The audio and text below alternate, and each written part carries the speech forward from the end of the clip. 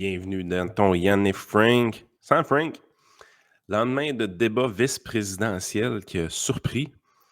Euh, Quand on a fini d'analyser ça hier, j'avais pas encore vu les critiques québécoises. Man, oh man. Ouais, man.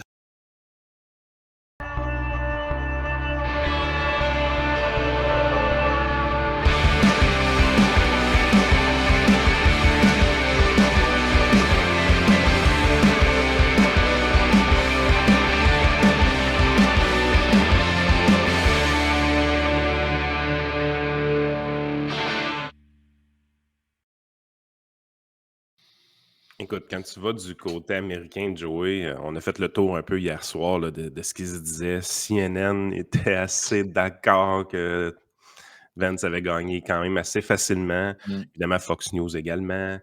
Tu avais toutes sortes de médias qui donnaient Vance victorieux assez... Sans trop... Ça n'a pas Sauf été vraiment MSNBC. contesté. Exact, c'est ça.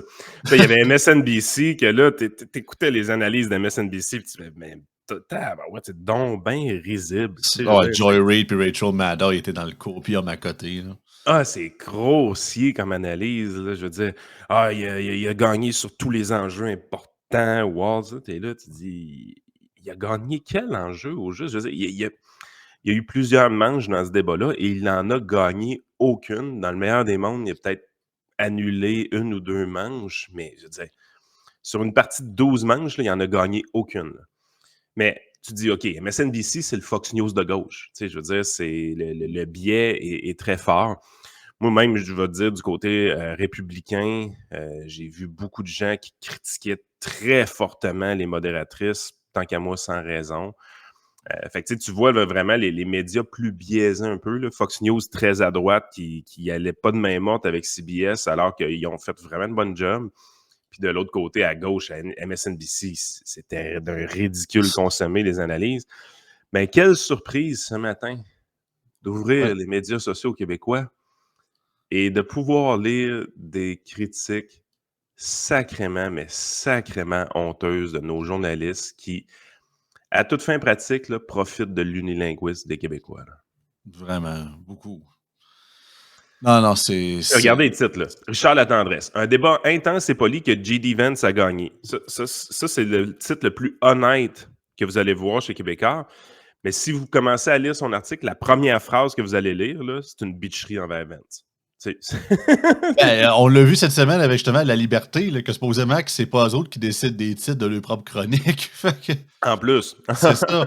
Fait que souvent, même on avait parlé une couple de semaines que genre le titre qui est publié sur en tête du journal papier versus le titre Internet risque de changer quasiment puis de te twist complètement. Puis c'est un commentaire qu'on a vu aussi avec Raphaël Jacob qui hier donnait Vance victorieux, mais qui n'était pas capable de pas bitcher. Il dit « Ah, mais jusqu'ici, J.D. Vance était un boulet pour la campagne de Trump.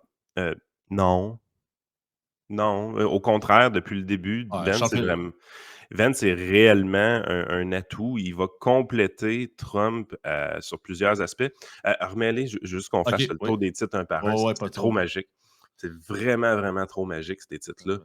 Le pire de la gang, c'est Pierre Martin.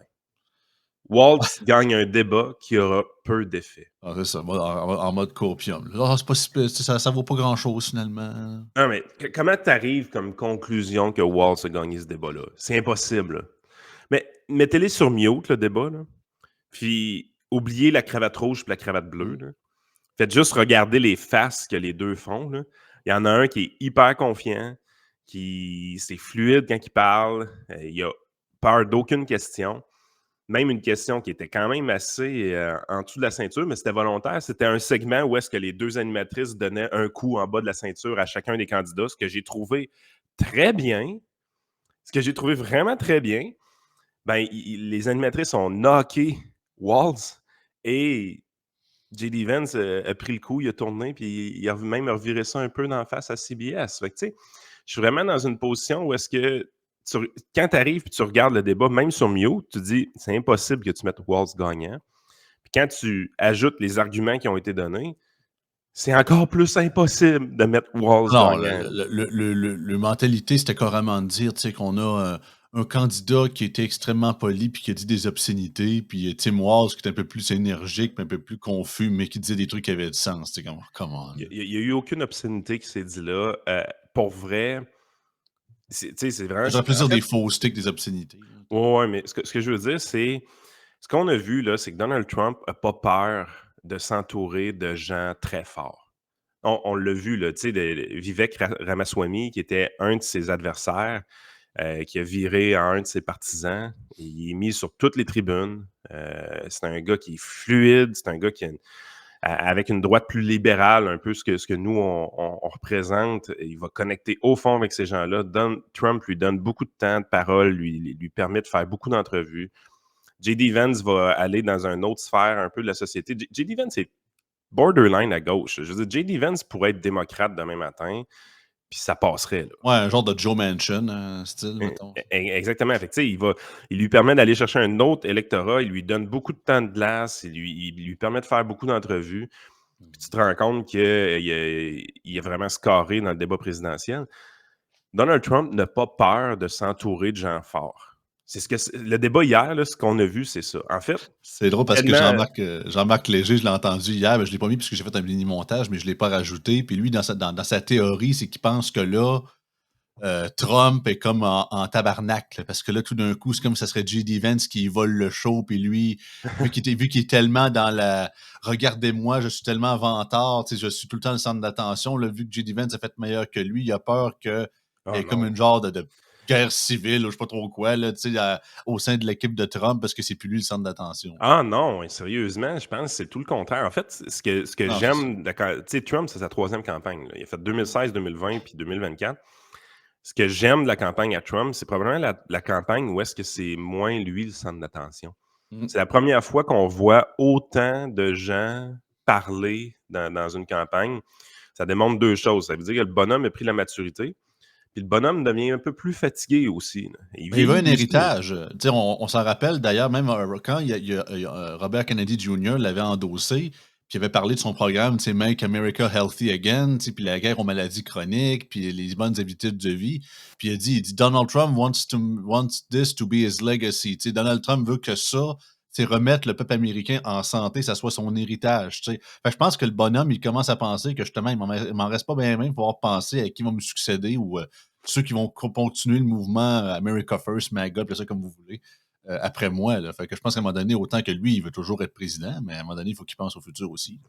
Ouais, mais c'est ça. Puis, tu sais, la game, c'est que, justement, je pense que RFK, c'est une preuve, c'est que RFK était le tiers là-dedans. C'était lui qui fuckait le chien un peu entre Harris et Trump. Puis, il était prenable pour les deux camps. Je veux dire, historiquement, ce gars-là est un démocrate. Mm. Donc, les démocrates étaient capables de séduire ce gars-là pour aller le chercher. Puis, finalement, c'est Donald Trump qui a été le chercher. Depuis le début de la campagne, ce qu'on se rend compte, c'est que Donald Trump, ce n'est pas un one-man show. Il est réellement capable d'aller chercher des appuis. Tu sais, je veux dire, les appuis de Kamala Harris qui répètent eux-mêmes, c'est genre Dick Cheney ou la fille de Dick Cheney puis Taylor Swift. Là. Tu sais, à un moment donné, Asti, là, Le fait qu'ils aient cité à la fin, comme ça serait une fierté, tu te fais endosser par Dick Cheney. Non, non, mais là, Ah. arrêtez, là. Je veux dire, c'est pas. Ben, au contraire, la plus grande coalition, c'est pas les démocrates qui l'ont, c'est les républicains, tabarouette. T'as du Tulsi Gabbard, Elon Musk, Robert Kennedy Jr. Exact. Et Elon Écoute, Musk a voté démocrate à la dernière campagne. ben oui. Fait que, tu sais, je veux dire, à un moment donné, t'es là, tu dis, non, ce discours, mais Jean-Marc Léger, quand il dit ça, Ah, c'est c'est de donné, là. l'analyse de piètre étage. Je veux dire, toutes les analyses des analystes québécois commencent toutes de la même façon. Trump est un fou, Trump est un cave, Trump est narcissique, Trump Ah est oui, puis ci, Trump est ça. c'était l'argument de la soirée, puis vous allez l'entendre plus tard, c'est qu'en gros, les attentes de Vance étaient faibles, selon eux autres, puis il a toujours, par définition, il a paru meilleur que Trump parce que Trump, c'est un fou. Fait que Ouais. Ce qu'on a vu dans le pré-débat hier, en fait, c'est que le clan démocrate a clairement, mais clairement baissé les attentes. Puis ça c'est toujours révélateur quand tu fais ça. C'est que si tu as l'impression que la barre est trop haute, c'est dangereux.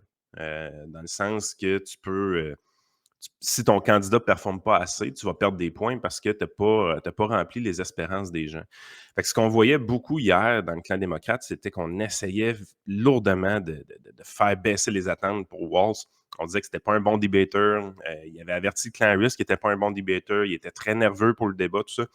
Tous ces spin doctors-là qui pissaient dans les oreilles à CNN, par exemple, c'était pour baisser ces attentes-là. Chose que J.D. Vance n'a pas fait. Chose que le clan Trump n'a pas fait. Ils n'ont pas essayé de baisser les attentes, au contraire.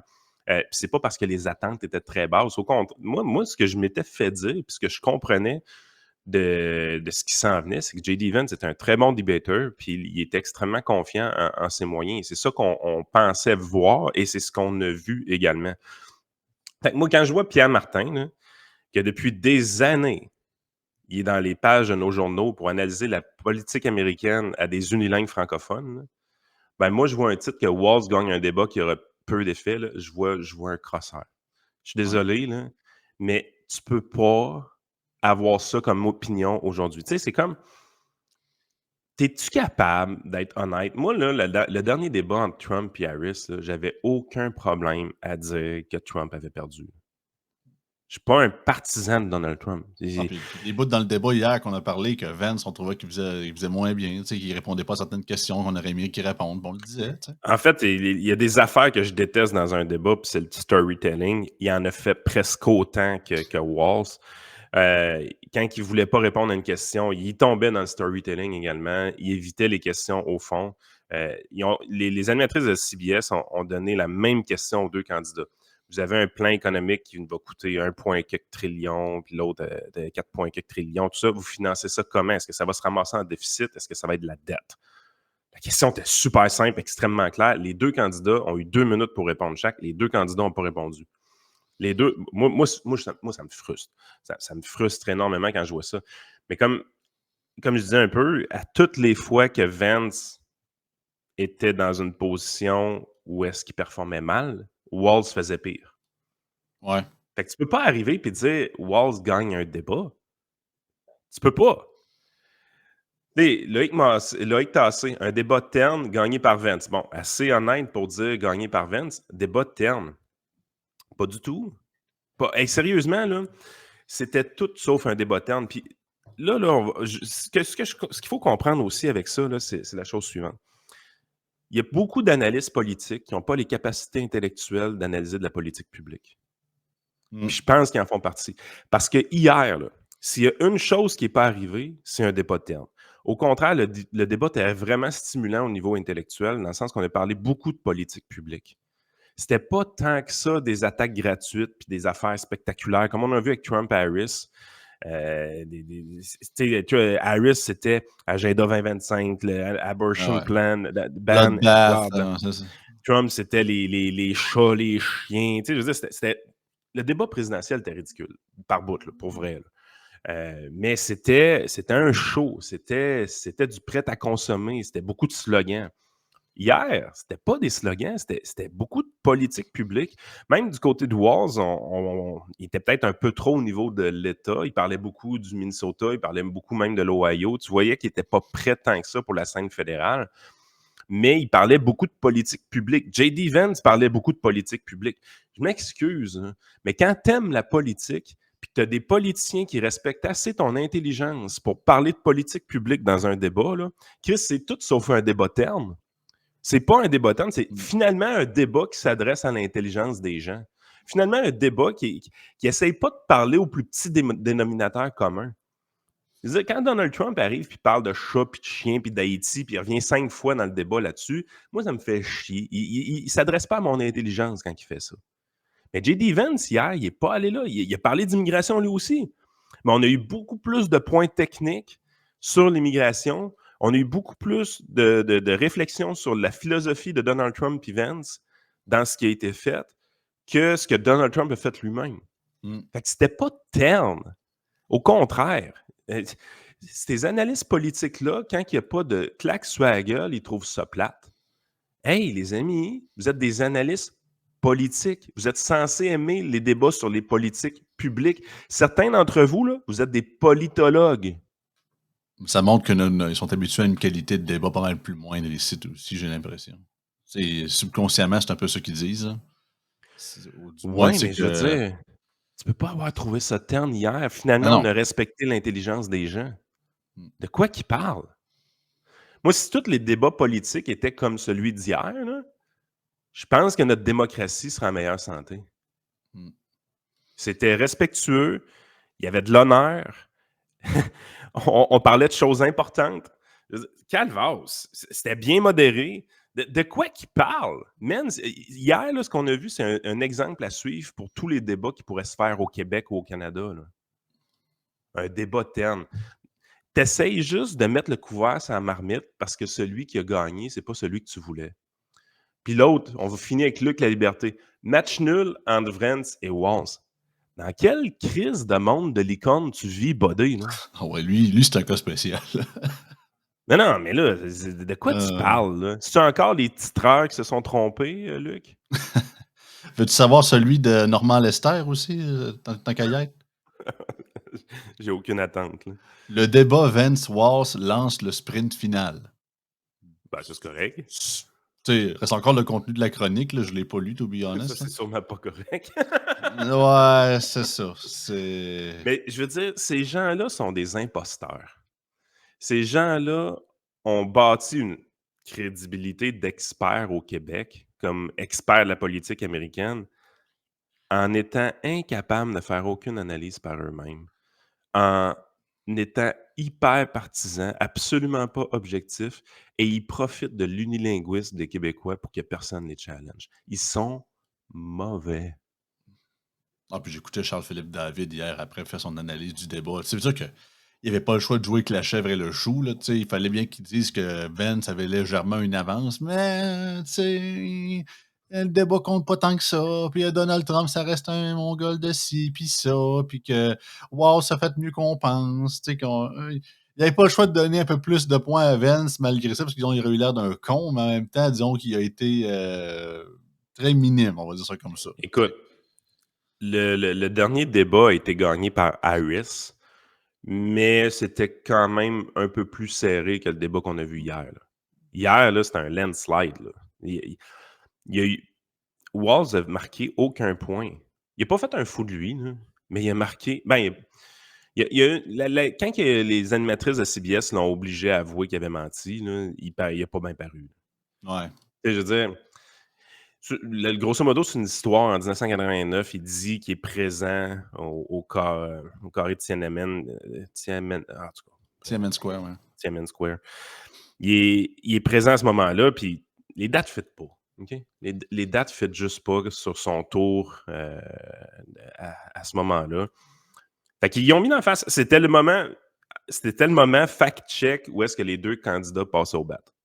Du côté de Vance, par exemple, on lui a dit t'as déjà dit que Trump, c'est un fou, tu voterais jamais pour lui, blablabla. Tu sais, ils ont mis un peu le nez dans son caca, puis c'est super bien défendu.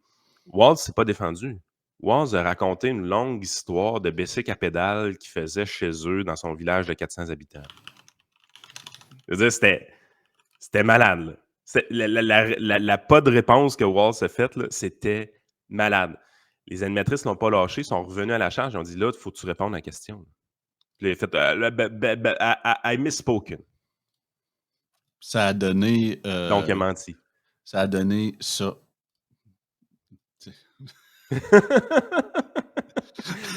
Mais c'est ça, tu sais. Ce bout-là, il a vraiment mal paru. Tu sais, il a vraiment perdu des points là.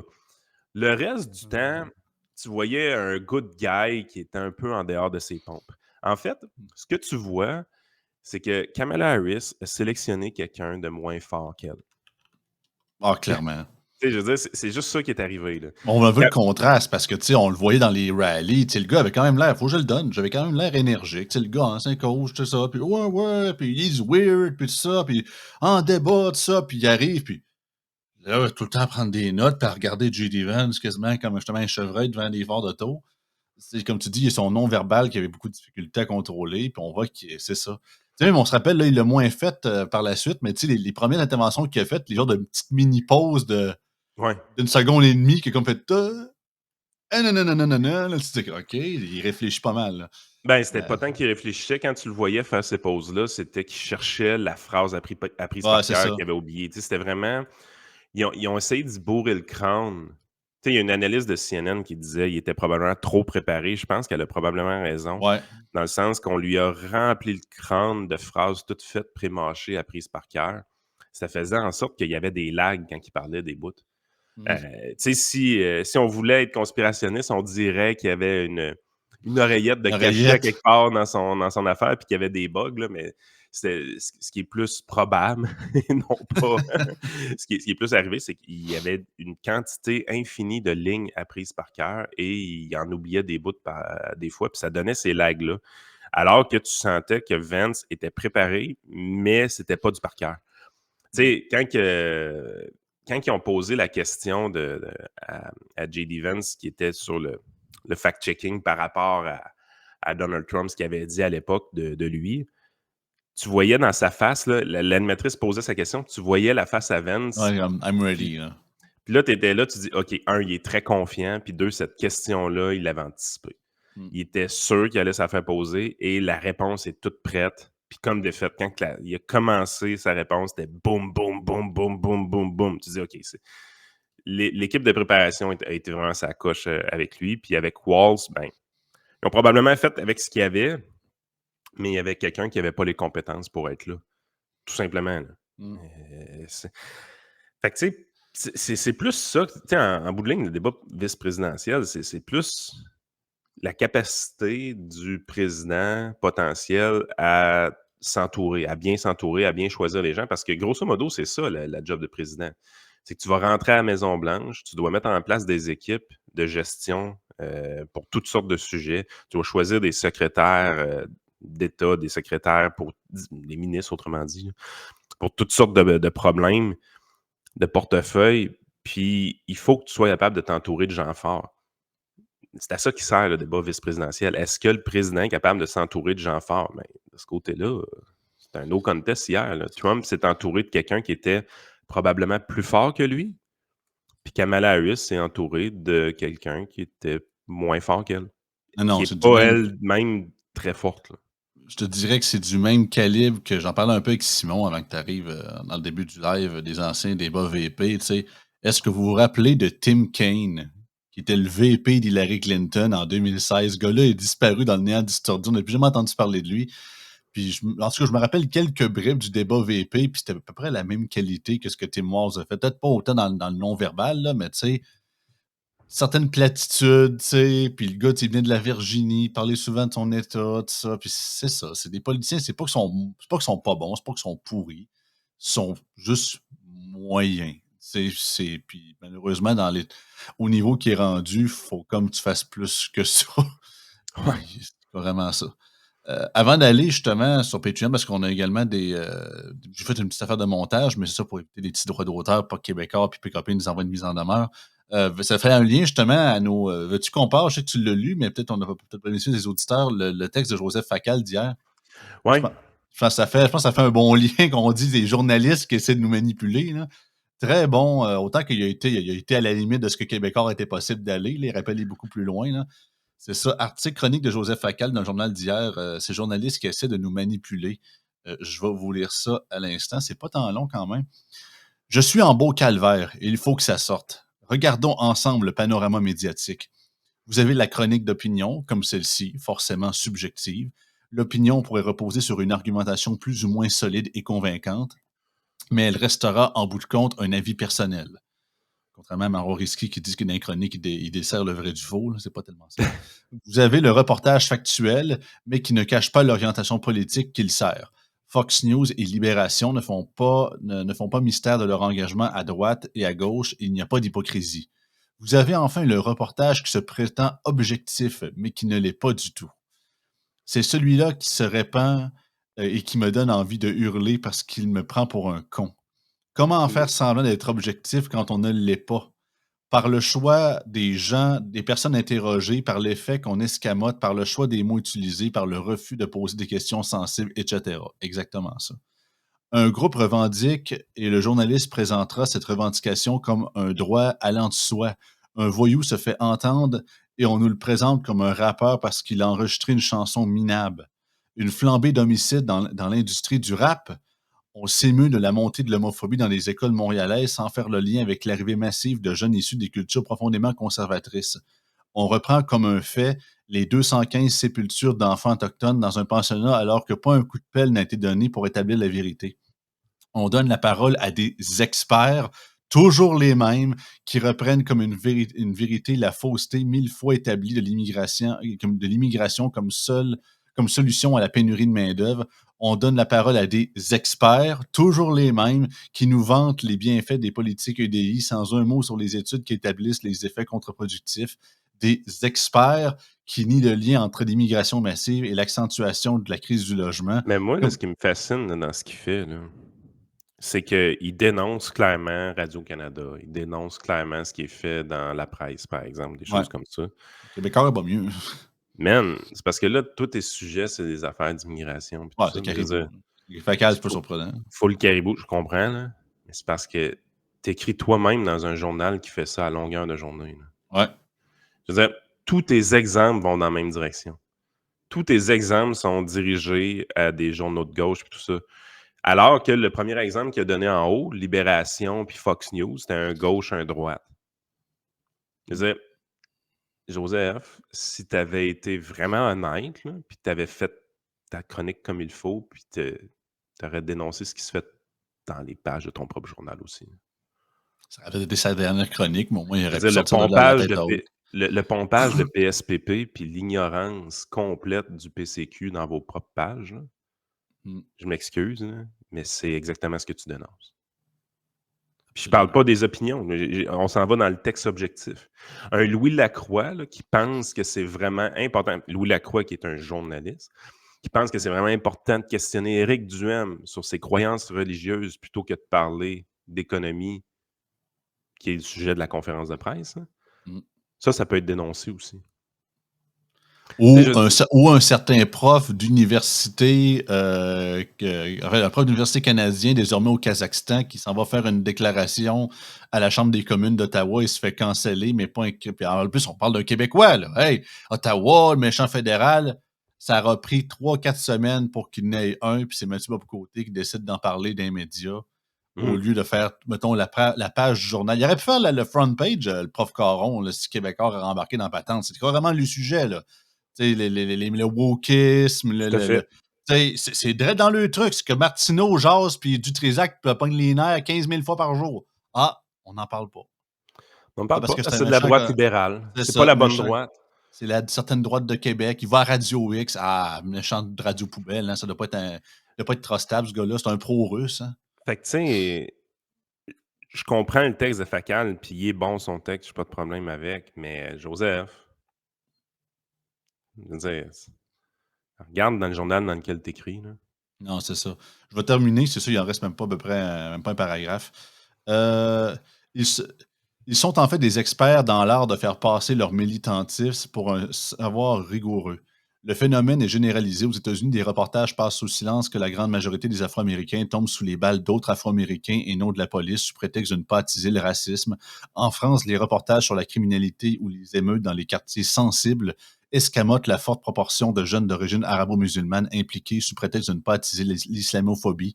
Malgré des formidables exceptions, ce sont surtout, il faut le dire, les jeunes journalistes formés dans le scepticisme, voire l'hostilité à l'endroit de l'idéal d'objectivité, qui sont coutumiers de ces manipulations. Quand on ne s'étonne pas ensuite que la confiance des citoyens soit en chute libre. Ouais, mais Joseph, je te confirme que c'est pas juste les jeunes journalistes. On vient Non, non, d'en, non. on vient d'en jaser 4-5 justement, qui sont tous sauf jeunes, puis sont autant propagandistes. Dans ton journal. Exactement. Sur ça, on s'en va sur Patreon. Tu sais, je veux Yes. dire, juste pour finir là-dessus, ce que j'aime, là, c'est Fox News. Regarde, on n'est pas objectif. Tout le monde le sait. Tout le monde nous décrit. Puis on le possède. On avance là-dedans. Mm. Ben, c'est juste ça. Là. Arrêtez avec l'objectivité. It's all fake. All fake.